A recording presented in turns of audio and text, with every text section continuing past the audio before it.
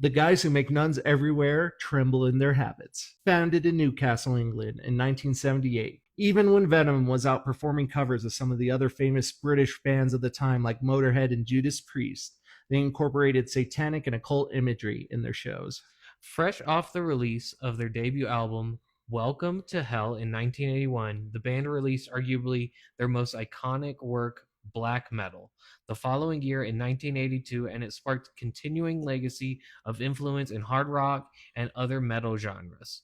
We'll give you a brief history of this album and some of the reasons why we find this album so impactful and some of the reasons why we don't. Today on Breaking Down Breakdowns. Black Metal by Venom, setting the standard of black metal or just cashing in? Breaking Down Breakdowns. Venom metal. Awesome. Yes. Wouldn't change it. I mean, I listened to the album enough. I thought it would sound fantastic. So, I tried to pull in my inner Kronos. Released in November of 1982 on Neat Records and produced and engineered by Keith Nickel, who has a laundry list of credits to obscure thrash and black metal projects of the time. Black metal came on the heels of the successful release of Welcome to Hell and several shows in the US and mainland Europe that had already established the band a firm fan base on both sides of the pond. After switching lineups several times in the formative years of the band, back then it consisted of... We had Conrad, stage name Kronos, bassist, lead singer, and designer of most of this band's artwork. Jeffrey Dunn, stage name Mantis, I'm going to go with. Mantas, we'll see. We'll hear in the comments, I'm sure. Lead, I think we'll get yelled at in the comments. Yeah. Lead and rhythm guitar. And then Anthony Bray, stage name Abaddon on drums. Abaddon. See, that's the one I would have issue. Yeah, I mean, Mantis seems pretty easy. I think Mantis, but these are not Americans. These aren't normal people. Yeah, exactly. These guys walked into an studio basically backed by their record company, but on a very low budget. This album did set influences, how it recorded, how they did things in the studio. It was very large studio with lots of mics and anything they could do, but they still did everything low budget that set a standard for black metal sound and how they recorded things. For instance, in the intro to black metal, they start with the title track, not the title album. Track. Well, yeah. Actually, both. Yeah. They start off with a chainsaw on a piece of metal, which ruined a chainsaw and caused great noise in this thing. If you listen, it is such an odd recording. You wouldn't know that was going on until somebody told you that's what's happening. It's that lo-fi. We had talked about this before, but like, honestly, I would be curious to see if like one of these guys just had a chainsaw like at their home and they're like, hey, what would be cool here? Yeah. Or if they like went into the studio and was like, hey, we need this. Yeah, we need a chainsaw. Yes. Like, can somebody run out and grab one? And what happened to the chainsaw afterwards? Yeah. I mean, does the guy have it? I mean, it probably, I mean, it ruined it, but did it just need a new new teeth on it, or new chain? Yeah. What is the history of this chainsaw? And then they also on Buried Alive mimicked being buried alive by putting a box over a microphone and having the band members throw dirt at it. This lo-fi budget, this lo-fi thing of they did everything, set the standard for what we still crave in black metal. When you put in a black metal album, if it is highly produced, that is the first thing people complain about, which is silly to think about because Cradle of Filth is way overproduced to the point that they don't sound overproduced. Yeah, but Cradle of Filth really borders on that not really doom, but more symphonic metal aspect. Yeah, and a lot of people got upset at Behemoth with the Satanist for the same reason, but same thing. I mean, yeah, you can see the black metal influences, and yes, it's black metal, but that album drew just as much from Death as it did Black too. So I mean, you're never going to be able to make a black metal enthusiast 100% happy unless you're recording it in a garage in Norway while it's the middle of winter and you haven't seen the sun in 3 months, Valid, and valid. you have a Walmart bag over the $10 microphone, Yeah, yeah, so yeah. just be Recorded straight to cassette. That's what yeah, one take yeah. on cassette. Yeah, an 8-track recorder, and that is it. Yeah, yeah. One microphone for every dang, drum. dang black metal musicians and their 8-track tapes. Yeah, it's silly, but when we look at this band's influence, that is something you have to consider. Is they set the standard of lo-fi that people still crave when they were trying not to sound lo-fi. They were trying Mhm. not to sound lo-fi, but it set a standard of, hey, that's what we want to sound like. I mean, The sound is to make it sound underproduced, yes, not produced, but underproduced. yeah, yeah, And that goes to the next point. The entirety of this album was recorded and engineered in 7 days. which is ridiculous. I recorded EPs of 3 songs, and it took us months to finish. Not just recording, not just engineering is ridiculous. That guy has to sit there and listen to those songs nonstop to make it sound decent. Mm-hmm. Like I don't engineer because it's crazy. It Well, is. you know what? Maybe you would be a good black metal engineer. Maybe It's like this. just set that This sounds like crap. microphone. Set that Perfect. microphone across room. It sounds good. Yeah. I love your Scandinavian Yeah. Russian accent, Yeah, but yeah, you know. it's one and the same. So sales when it came out, this album sold 500 units in its first year, or 500,000 500,000. units.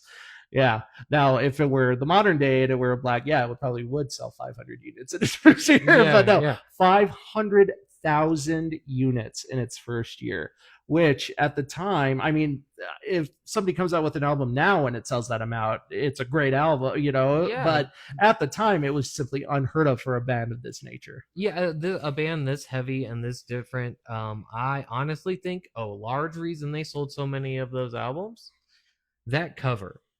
Imagine walking into a record shop, not a CD store, not Best Buy, a truly record shop way back in 1982, 83 era, and flipping through and seeing that iconic black cover with the Satan face coming out of it. Mm-hmm. I bought Deftones Around the Fur because there was a set of boobs on it. That album was amazing. Yeah. It changed my whole life listening to music, and it was purely because of that. So I can't imagine being a kid back then and being Full disclosure, I've probably stared at that album more than I've listened to it, to be Yeah, honest with you. valid.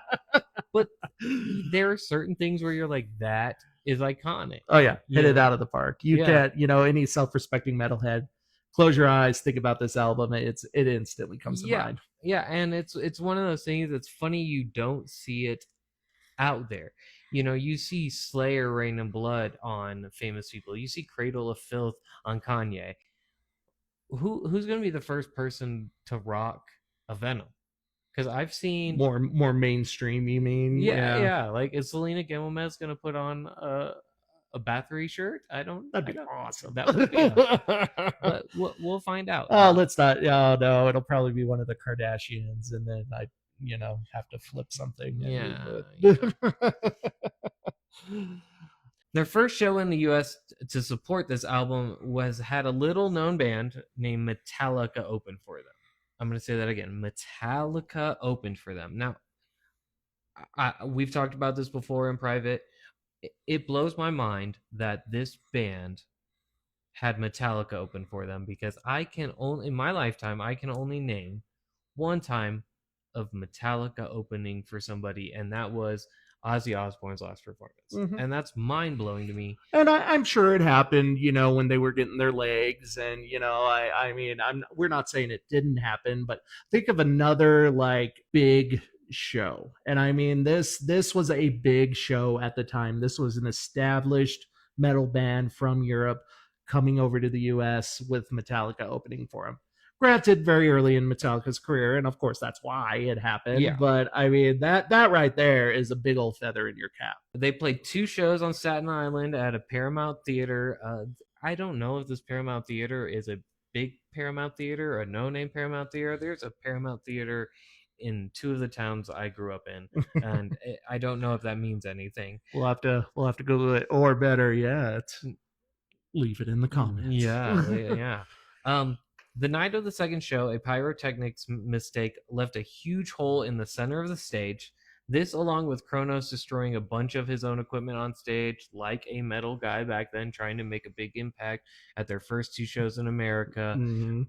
huge show, led a technician to value the damage For the entire evening. for the entire evening. Hole in stage, his equipment, blah blah blah, at $666. Call it a little bit of marketing. Call, Call it a little bit of more marketing. yeah, I don't know how much I could believe that. Also, like when you say technician, like Yeah, was it just like some guy who worked for the band who was like, yeah, that looks about like $666 worth of damage. Yeah, but I mean, nothing else. I mean, it's a pretty good story. I mean, it sounds cool. I also wonder, like, how expensive was Kronos' gear in this? Because a hole in the stage, I would think would be way more expensive than your gear. And $666 means like, were you playing on a $150 guitar? Well, but remember, it's like $1982. I know, but Yeah. still. So I mean, what? Oh man, I need an what do you call it? Inflation rate calculator. Yeah. But I would, if I had to guesstimate. I mean, I don't know, $4,000. Yeah, I mean, is that right? I don't know. Easily. $4,666. $6,660. Yeah. Either way, cool story. Yeah. This album is so iconic that it fits the genre to a T. We already talked. Close your eyes right now. If you know anything about the genre, you're able to picture this album art in your mind's eye. If you can't name the songs, understandable. I mean, before we really did research into this album, I mean, I had heard the songs before, but I didn't really put two and two together. Like, oh, that's this album, you know? Yeah. So, but everybody from Phil Anselmo to probably his mother has credited this album in some way. I mean, he has possibly the worst tramp stamp imaginable because he has it tattooed on his lower back, the album art. Nirvana Smells Like Teen Spirit draws direct inspiration from the intro to the song Countess Bathory on this album. Even the band Bathory also took their name from this song. Yeah, and I mean, if you go and listen to those two songs, Smells Like Teen Spirit, and then immediately pause the intro and go right to that song, it is almost identical. It is different tone quality because different recording process. Kurt has a little bit more of a clean sounding tone. Even he was in grunge. There's no denying the influence. You can hear it clear as day. This includes like bands we already talked about. Cradle of Filth definitely gets some of their vibes from this album. We have Dimmu Borgir, Undeniable, Obituary, Vader, Mayhem, because this literally set up the whole thing of Mayhem, which I guarantee you one day we will be doing an episode of Mayhem. It will be done because we have to talk about Mayhem when we're talking about metal, and the influence that had. All these bands have covered, not just been influenced by, covered songs by Venom, which is a huge, not just oh, you impacted us, but a tip of the hat, a nod to those before you. I mean, how many bands cover other bands and they're like, we did this because pure respect and we didn't think we could play their music. They say like imitation is the sincerest form of flattery. I mean, these guys are, I mean, they're covering the songs. That's got to be a step above imitation. I mean, but even more so, we already talked. I mean, Metallica opened for them, but I mean, the other three of the big four, Slayer, Anthrax, and Megadeth, have all admitted they draw influence from this band.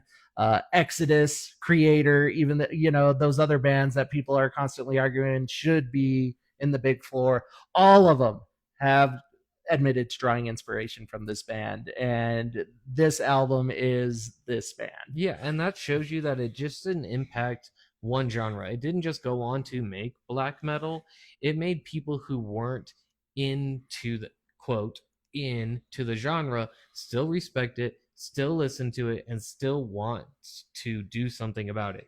Thrash and black sound nothing alike to me, but to other people they probably sound just the same. But it's crazy to think that Kurt Cobain listen to this. Mhm. Henry Rollins has admitted to loving this band. It is crazy that these guys listened to this band that was playing so fast and were like, oh, cool, we're going to do that and play it slower and just different. Wow, that's great.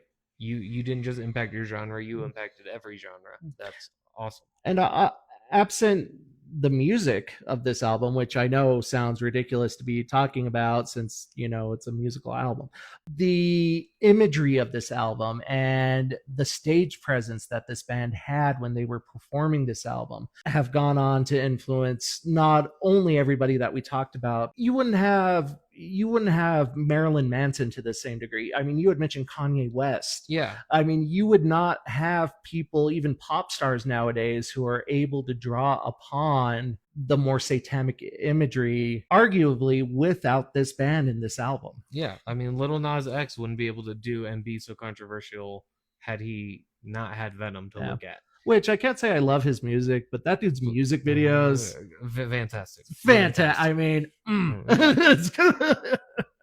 but it also shows like they influence a lot of people with like, hey, let's design our own art cover. Let's do that because I know a lot of punk bands and things like that who made their own albums. Mhm. I mean, my bands never did our own album cover. I can't draw anything, but it's kind of crazy to think that this band did these small things and people like not just in that genre were like, oh, I can do that. I can be DIY and make my own album cover. I can be DIY and you got to remember, I mean, these guys are from England, which, I mean, a lot of countries in Europe to this day still have and enforce blasphemy laws.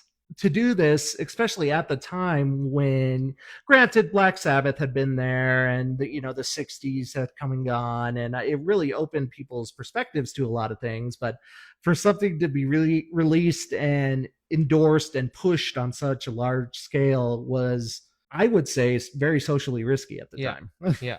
What's crazy is for how big the impact was back then and how it kind of trickled down through musicians and all those kind of funny things. It's crazy to think that this album doesn't have an impact on a larger scale. Mm-hmm. I mean, 500K sold in 1982 is a lot of albums sold.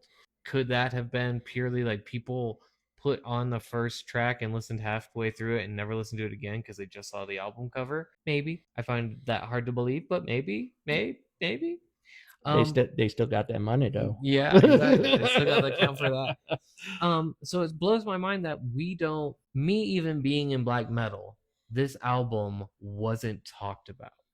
I didn't talk to people about like when we talked about listening to old albums, it was actually albums older than this. We were talking about, do you remember listening to Led Zeppelin? Do you remember listening to this? We never brought up Venom, but it's an album that I guess I feel like it should be talked about more, even in the black metal cliques and genres. And it's just one of those things. It's like, I guess when you think black metal, you instantly go to Mayhem, Bathory, all these bands that were huge because of what they did, not necessarily the music. And not knocking them at all. Yeah. I mean, I there are several bands, a lot of bands in the black metal genre that I absolutely love, but I totally get what you're saying. Yeah. I mean, it is kind of that music, not necessarily for mass appeal, but music that they set out knowing exactly what they wanted to do, and everybody else kind of followed them. Yeah. And as a result, I don't know. I would hesitate to call it highbrow black metal, but Yeah. I mean, it kind of is. Yeah. I mean, it's the same way I feel about Rollins Band. A lot of people don't know Rollins Band. You listen to Black Flag, and then Rollins Band comes out, and it's kind of this weird alt punk metal rock type thing. You look at it, and Kurt Cobain, Melvins, and all them go, we made our whole sound off the Rollins Band. One or two albums the Rollins Band made, and that's kind of what Venom did with black metal. Is they released this one album, and the whole genre went, well, we're gonna copy that one album. And it's just funny how you go, that's weird, but no one goes, when was the last time you put on Venom black metal, dude? Like, we need to go jam that. It doesn't happen. It doesn't happen. And sadly to say, I probably won't ever be like, you know what I need to jam today? Venom.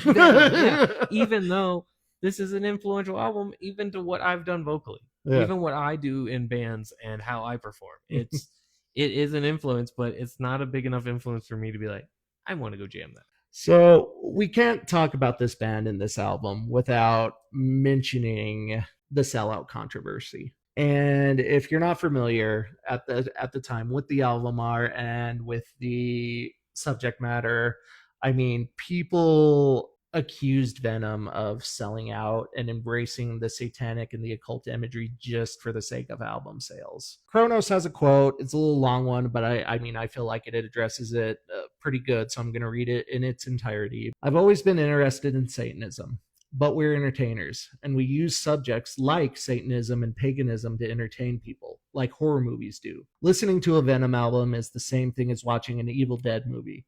I don't go around murdering virgins in my spare time. It's frustrating when people can't make that distinction. I mean, David Bowie's not actually from Mars, is he? We were always being misquoted by the press. Venom admit to dancing around a campfire with virgins. Nonsense. Well, it gets me thinking about how much fun it would be to dance around a campfire with virgins, but it goes to show they're able to make a distinction between themselves and the band and their personas on stage. So, did they embrace it?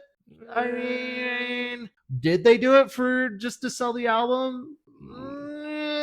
Or is Venom itself as an entity, were they trying to portray it as such, and then whatever followed?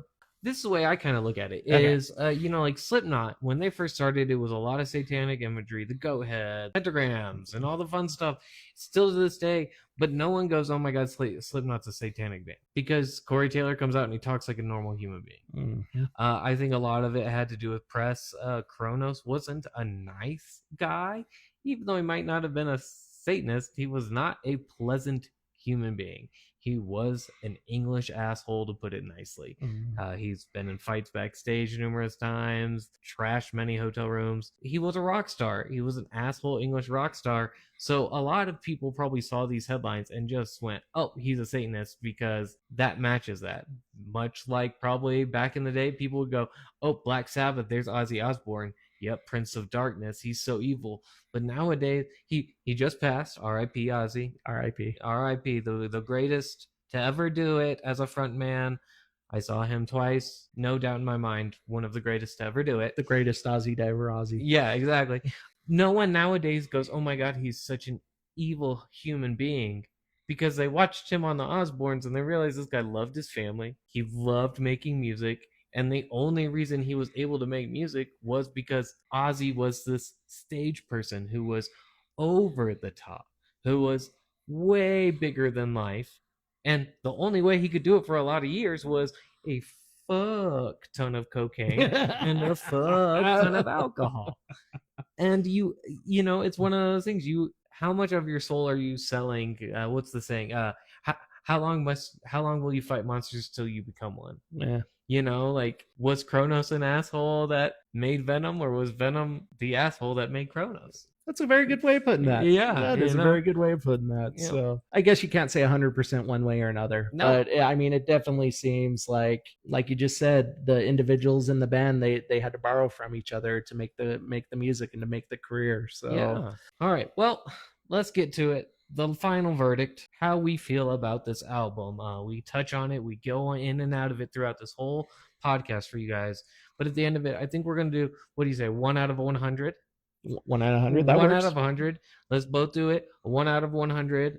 Steven, what's your rating? I'm going to give it a solid 67. Keep in mind, these ratings are nothing more than our personal opinions on it. And they take into account everything that we've talked about, our own experiences, if we had ever seen the band. We're thinking about how innovative the band is, the influence and impact, replayability, everything about this band and album. I give it a solid D, to be honest with you. A D plus? D plus, well, 68, that'd be D plus, 69, whatever.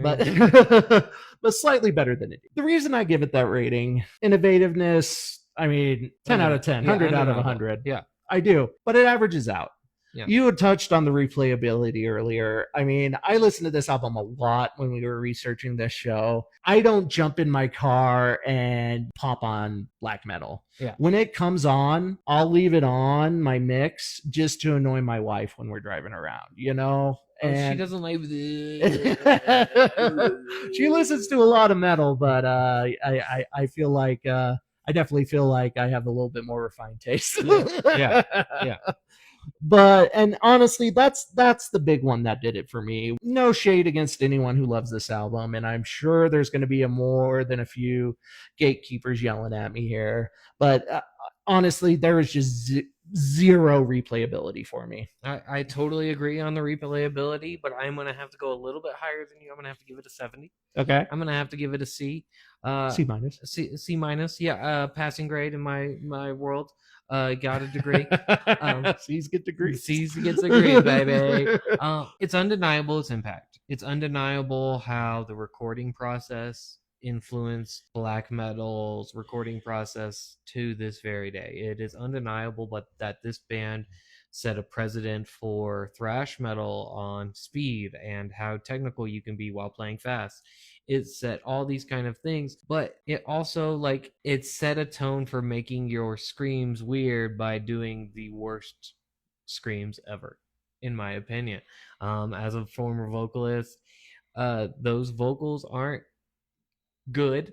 I granted no one was doing gutturals, pig screams, blah blah blah blah blah. Like when you think about all those kind of sounds and all those kind of screams, it's crazy to think that when Phil Anselmo came out, people were blown away how low he could scream. Not just as a mainstream band, but as metal bands. Like think about how many other bands before that the whole screaming was not low. Well, it was the exact opposite. I Yeah, mean, you had Rob Halford, yeah, you yeah, know, Freddie Mercury. I yeah. mean, everybody could go really, really high, but you're right. Nobody was going low. Yeah. So it's one of those things. He didn't know what he was doing. He was trying to do something different, and that's cool. But like, look, it's just one of those things. But It is part of the charm. it is. So, It is. of darker music at that time. Yeah. It really is part of the charm. But I feel like the genre, for the most part, as a whole, has moved a bit beyond that. Yeah. Yeah. So I give it that 70. Of course, let us know what your rating would be below. You can do it 1 out of 10, 1 out of 100. You can argue our arguments down below. You can argue for or against us. Please comment, like, subscribe. We want your opinion. This is an interactive podcast. If you want us to reach out and do an album, do a song, let us know. Yeah, we're not. I mean, we're going to be doing mostly albums, especially these first few seasons. But there is absolutely no reason that hey, that's a good idea. We shouldn't do that. Yeah. So we are looking for criticism. We are looking for ideas. Please feel free to reach out. Everyone, until next time, please follow the links below to our social media. Please like, subscribe, do all the fun stuff. We'll be reaching out to you. Hopefully, we'll be getting these done every other week, if not every week, once we get the flow of these things down. And we'll be listening if you're listening to us. Yeah, have a good one. This is Steve. This is Chris From Breaking Down Breakdowns. Until next time.